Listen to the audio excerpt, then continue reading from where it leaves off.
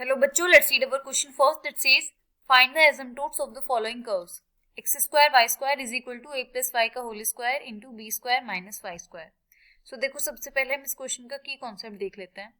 The key concept for this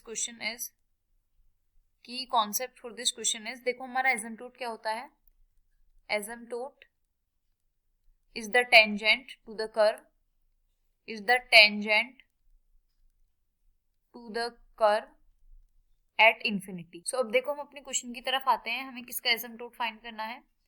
हमें asymptote find करना है of the curve x square y square is equal to a plus y का whole square into b square minus y square.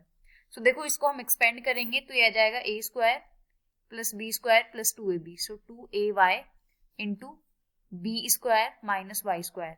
अब देखो इसकी हम multiply करेंगे तो ये आ जाएगा हमारा a square b square minus a square y square plus y square b square minus y to the power 4 plus 2ay b square minus 2ay cube.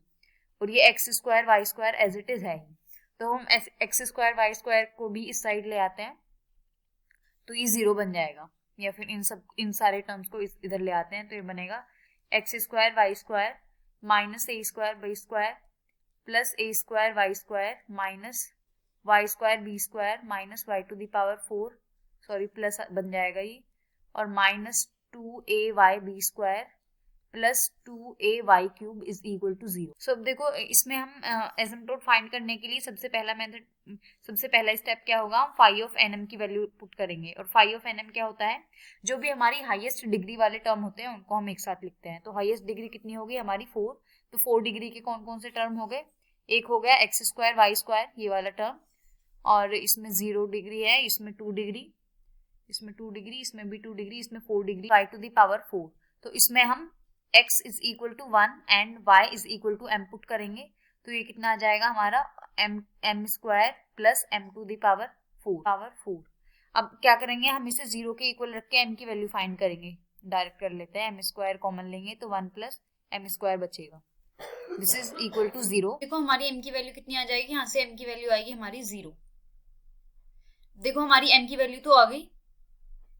अब हम नेक्स्ट स्टेप देखते हैं. नेक्स्ट स्टेप में हम क्या करेंगे, phi of n minus 1 of m की value लिखेंगे.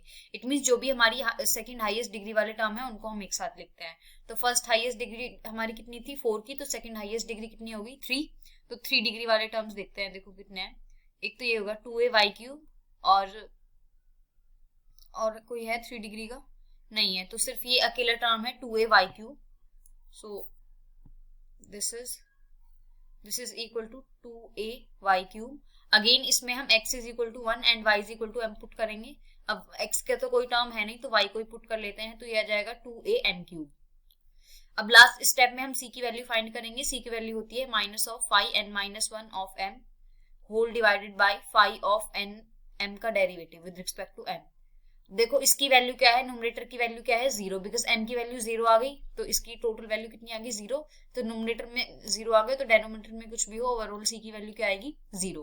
और एसिम्प्टोट क्या होता है हमारा y is equal to mx plus c की फॉर्म में. और जब c भी 0 है और m भी 0 है तो एसिम्प्टोट कितना हुआ y is equal to 0. So y is equal to 0 is the asymptote for our given curve. Hope you understood it well. Best of luck. Thank you.